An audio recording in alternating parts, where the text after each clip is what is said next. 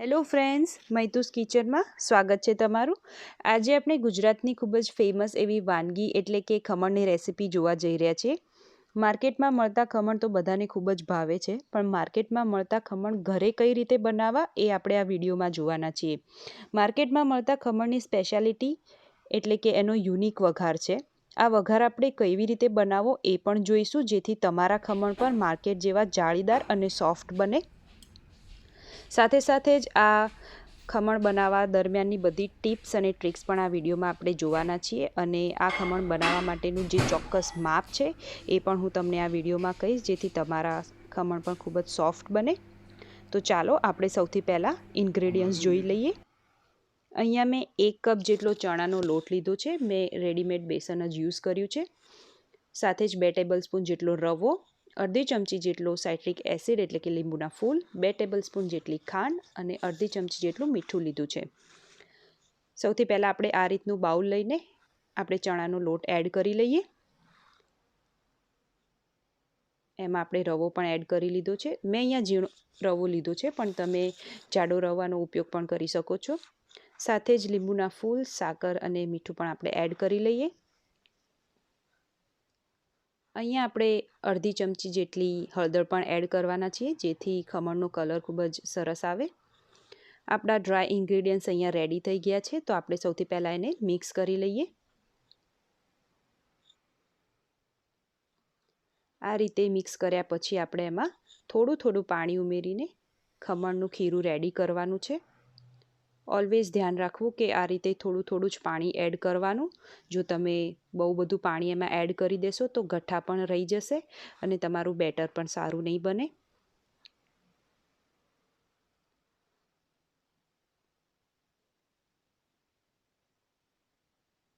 અહીંયા પાણીનું માપ આપણે જે ચણાનો લોટ લીધો તો 1 બાઉલ, એનાથી પોણો બાઉલ જેટલું આપણે પાણી લેવાનું છે.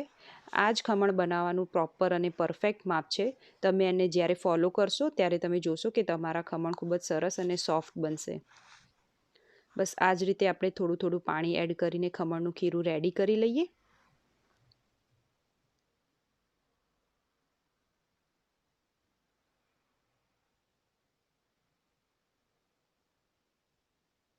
હજી આપણું ખીરું થોડું જાડું છે. આપણે ફરીવાર 2 ટેબલસ્પૂન જેટલું પાણી એડ કરીશું.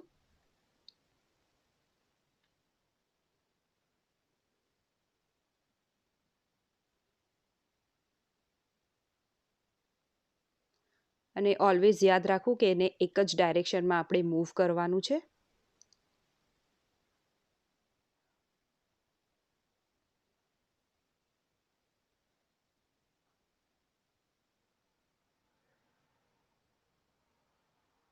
આપણે ફાઇનલી આપણા ખીરાની કન્સિસ્ટન્સી સેટ કરી લીધી છે. આપણે બસ આ રીતનુંરની કન્સિસ્ટન્સી રાખવાની છે. ખૂબ જ પાતળું નહીં અને ખૂબ જ જાડું નહીં એવું ખીરું આપણે રેડી કરવાનું છે, જેથી ખમણ આપણા ખૂબ જ સરસ બને. આ ખીરું આપણે 10થી 15 મિનિટ માટે રેસ્ટ આપીશું, જેથી રવો આપણો સરસ પલળી જાય. એ જ દરમિયાન આપણે સ્ટીમર પણ રેડી કરી લઈએ.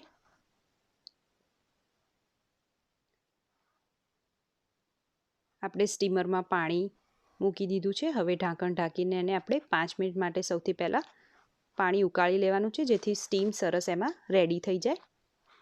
10થી 15 મિનિટ પછી આપણે હવે ફાઇનલ સ્ટેપ એટલે કે આપણે જે સોડા નાખવાના છે એ સ્ટેપ આપણે જોઈશું.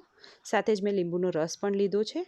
સોડાનું માપ આપણે અડધી ચમચી લેવાનું છે. સૌથી પહેલાં આપણે આ રીતે સોડા એડ કરીશું, અને સોડા એડ કર્યા પછી આપણે એના ઉપર લીંબુનો રસ નાખીશું, જેથી આપણા સોડા સરસ એક્ટિવેટ થઈ જાય.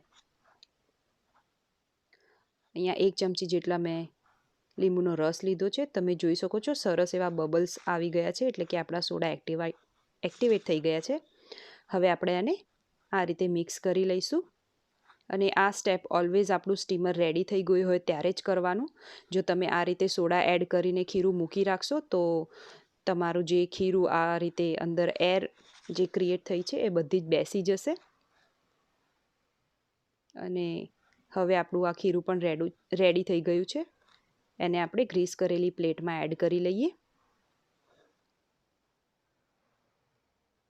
આ રીતની કન્સિસ્ટન્સી જ ખમણના બેટરની ખૂબ જ પરફેક્ટ છે, જેથી તમે જોઈ શકશો કે જ્યારે ખમણ રેડી થઈ જશે ત્યારે એની ક્વોન્ટિટી ડબલ થઈ જશે. આપણે સરસ રીતે એને સ્પ્રેડ કરી લઈએ એક સરખું થાળીમાં. આપણી ખમણની ડીશ રેડી છે સ્ટીમરમાં અંદર જવા માટે. હવે આપણે સ્ટીમર પણ ખોલી લઈએ. સરસ વરાળ થઈ ગઈ છે. હવે આપણે એને પ્લેટ આપણે અંદર સરસ સેટ કરી લઈએ. હવે ઢાંકણ ઢાંકીને આપણે 7થી 10 મિનિટ માટે જ એને કૂક કરી લેવાના છે. ખમણને ક્યારે પણ 10 મિનિટથી વધારે કૂક કરવા નહીં. 10 મિનિટની અંદર આપણા ખમણ રેડી થઈ જશે.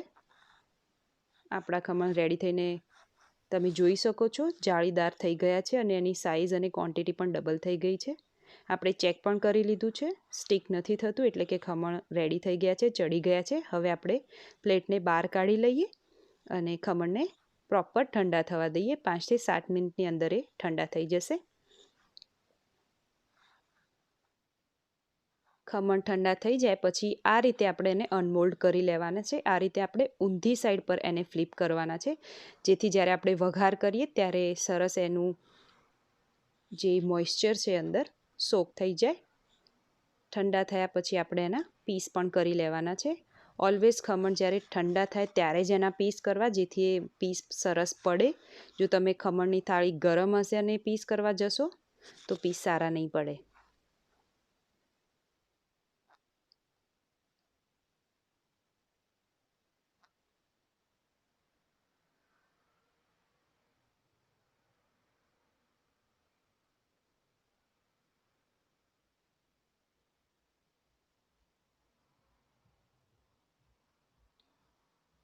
અહીંયા ઓલમોસ્ટ આપણા પીસ થઈને રેડી થઈ ગયા છે. હવે ખમણનો વઘાર, એક યુનિક વઘાર જે માર્કેટમાં બને છે એ જ આપણે હવે બનાવીશું અને તમે જોશો કે આ કેટલો યુનિક છે અને ખૂબ જ યુનિક છે અને અલગ પણ છે. સૌથી પહેલાં આપણે એમાં 1 ટેબલસ્પૂન જેટલું તેલ યુઝ કરવાનું છે. તેલ આપણું પ્રોપર થવા દઈશું. થયા પછી જ આપણે આગળની પ્રોસેસ કરીશું. તેલ આપણું થઈ જાય પછી આપણે એમાં અડધી ચમચી જેટલી રઈ એડ કરવાની છે. સાથે જ 5 ચમચી જેટલું જીરું એડ કરીશું. બંને વસ્તુ સરસ થઈ જાય પછી આપણે એમાં તીખા લીલા મરચાં યુઝ કરવાના છે, જેથી ખમણમાં સરસ એવો તીખાશ એડ થઈ જાય. અને લીલા મરચાં એડ કર્યા પછી આપણે ગેસ ઓફ કરી દેવાનો છે. ગેસ ઓફ કર્યા પછી આપણે એમાં અડધો ગ્લાસ પાણી એડ કરીશું. જો તમે ચાલુ ગેસમાં પાણી એડ કરશો તો વઘાર બધો ઉડશે, એટલે આપણે ગેસ ઓફ કરી દેવાનો છે. ફરીથી આપણે ગેસ ચાલુ કરીને હવે વઘારને આપણે ઉભરો લાવવાનો છે. હવે એમાં 3 ટેબલસ્પૂન જેટલી આપણે સાકર નાખવાની છે. આ જ એ યુનિક વઘાર છે જે માર્કેટમાં બધા યુઝ કરે છે, જેથી એમના ખમણ ખૂબ જ સારા બને છે. આ વઘાર હવે આપણે થોડો ઉકળે એટલે ગેસ ઓફ કરી દેવાનો છે. સાથે સાથે સાકર પણ આપણે ઓગાળી લેવાની છે.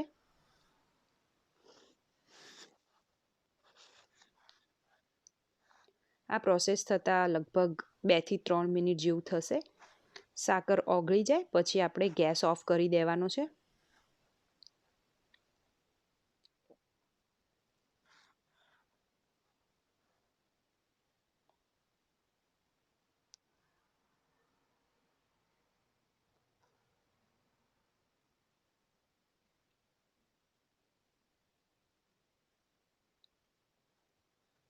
તમે જોઈ શકો છો આપણો વઘાર ધીમે ધીમે ઉકળવાની તૈયારી થઈ ગઈ છે. આ રીતે ઉકળે પછી આપણે ગેસ ઓફ કરી દઈશું.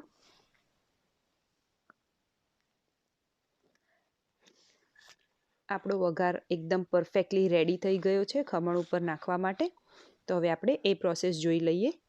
બસ આ જ રીતે આપણે ખમણમાં પાણી સાથેનો વઘાર એડ કરીશું, જેથી જે માર્કેટમાં ગળાશ પડતા તમને ખમણ મળે છે એ રીતે આપણે રેડી થઈ જશે.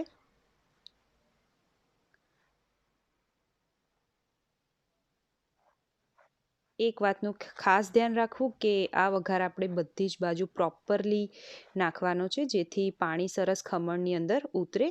ખમણમાં જાળી પડી છે એટલે પાણી સરસ રીતે એને ચૂસી પણ લેશે. તો ફાઇનલી આપણો વઘાર ઉપર નખાઈ ગયો છે અને આપણા ખમણ પણ રેડી થઈ ગયા છે. તમે જોઈ શકો છો ખૂબ જ સરસ જાળી પણ પડી છે અને સાકરવાળું પાણી પણ ખમણમાં બધું જ પીવાઈ ગયું છે.